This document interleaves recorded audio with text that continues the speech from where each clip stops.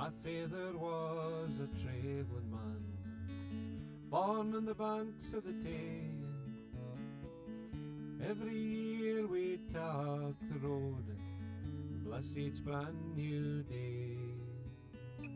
We spoke our cant language, the Scaldies never kent, and a better way o' life ye couldna find.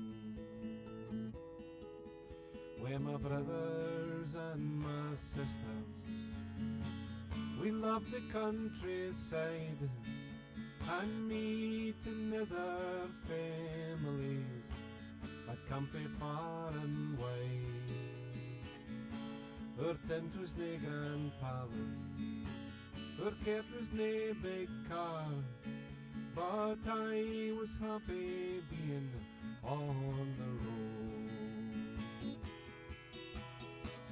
We'd walk for miles to places for my father to find work. The bairns up beside my mum or on the Shelties bar. Cape at Lochie or to Elis, we worked at 30 firms, and we'd gather round the campfires after dark. But they took us off the land we were born to.